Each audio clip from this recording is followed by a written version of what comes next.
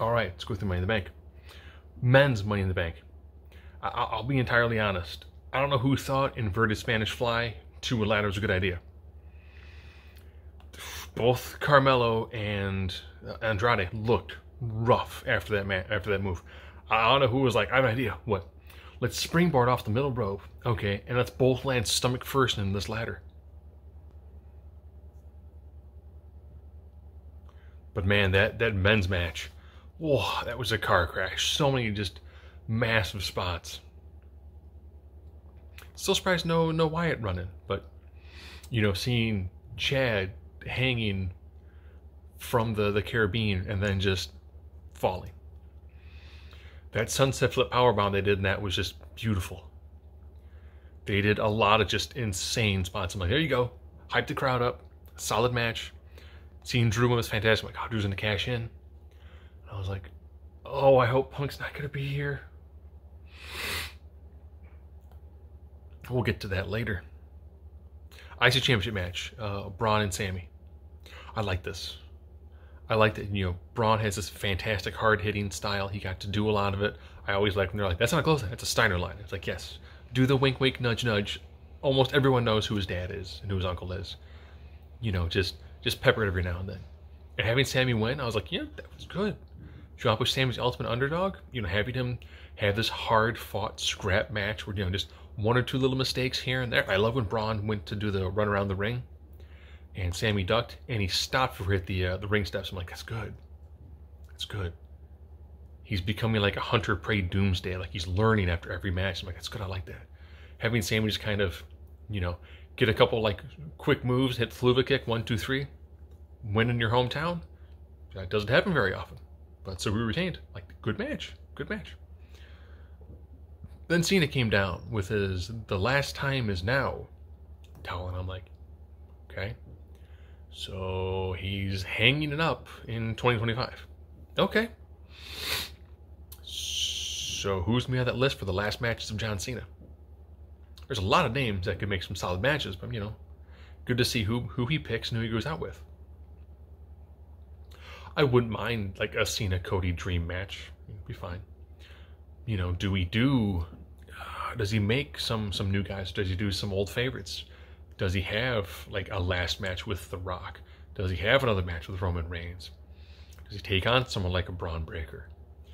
Who does he take on AJ Styles? I mean, there's a long list of people, or LA Knight. There would be some phenomenal matches for him to have. Or do we see CM Punk win a championship sometime between now and then? And then we get John Cena CM Punk as a main event of WrestleMania, where Cena goes over and ties, and breaks. I don't know. That's a fantastic story to do. It's like, how do you top the bloodline with Rock coming back? This is Cena's last run. That's pretty huge. Rollins Priest. Man, that match is beautiful until like that one botch where they hit the superplex Falcon Arrow counter, and then the ref goes 1, ref goes 2. Ref goes, ain't no kick out. And then, like, 2 seconds later, McIntyre's music hits. You can tell it's supposed to be 1, 2, and I had, like, Seth just, let go of the leg, and I kind of, like, fall out of it. I was like, oh. It's one of those spots where, like, seconds are so critical, and they were just barely off. And I was like, oh. And then Drew made a triple threat. I was like, all right, here we go. Like, Drew was going to win. And then Punk came down. Punk laid out Drew.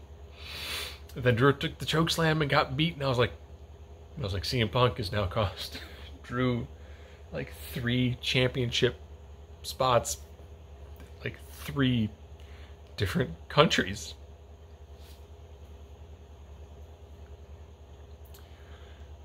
Texting a buddy of mine, I'm like, if we don't see Drew McIntyre and CM Punk in some like CZW death match, if I'm Drew, I'm being like,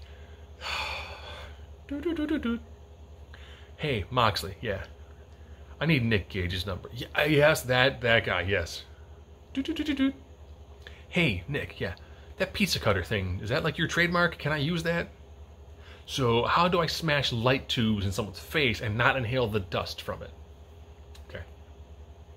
That spot you did with, you know, David Arquette and like you got jugulared. How do you make sure you don't kill the person you're in the ring with? Wink, wink. And I was like, man, Drew, those two need to have a match that makes everyone in the crowd just kind of go, what? Stop. He's already dead. Oh. The heat that Punk is getting right now is getting near dangerous. I'm glad that they're not going to go overseas for a while. Women's Money in the Bank. Wow, do we have some ugly spots in this match? That Samoan drop that Zoe Stark did with Lyra Valkyria, where they were not close enough to the ladder, so Lyra just like slammed her arm against it. And I'm like, that ain't good. And then when they tried to do the like, you know, jump back into the ring, and again, Zoe Stark just went a little bit too far and like cracks her head on the edge of the ladder. I'm like, no, just stop, just stop. There was a spot where Tiffany Stratton was supposed to have the drop kick into the ladder, but she was too far back. She stumbles in. I'm like stop, just stop, just no. Whoever's booking this match needs to go. Crap. What? It's hard to work with the ladder. It is. It's very hard to work with the ladder. But then Io did the it's like Michinoku driver off the top of the ladder to the ladder barricade thing. And it looked beautiful. And I was like, that's about as perfect as that move can be. Io doing it to Zoe Stark. Zoe Stark doing the one-arm power bomb to Lyra. I'm like, that looks good. That's good. I'm like, you can tell that she had her. She's like, okay, I have the aim. That's right here. Just center of back into the ladder.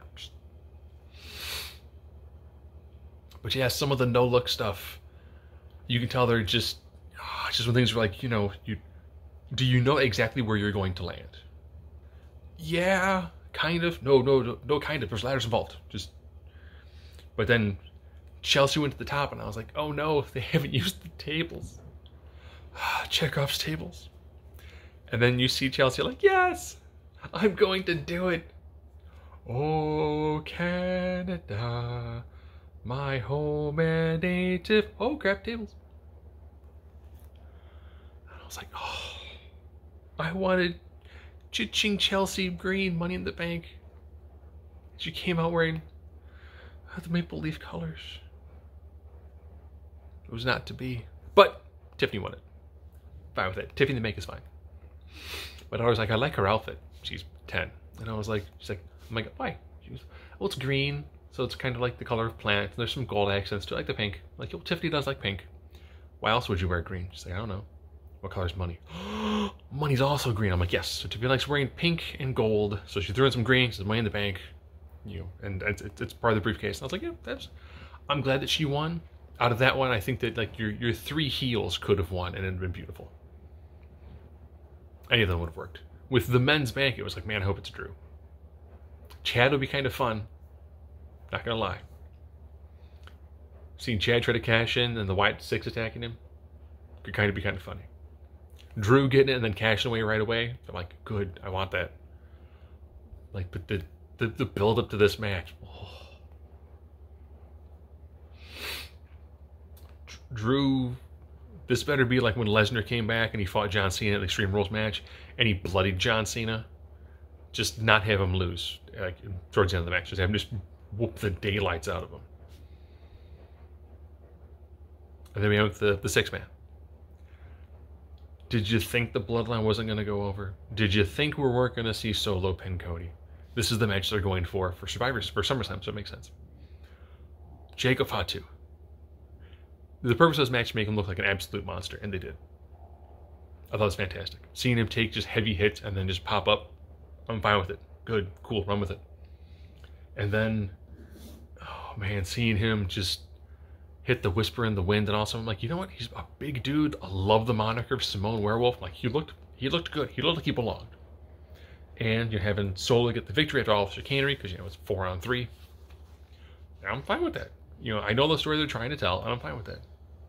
So all in all, it's a solid event. You know, they're continuing lots of stories. This wasn't the end for anything. This is more or less like the middle section for lots of things. And now we know what we've got going into for SummerSlam. Tomorrow night, Heatwave.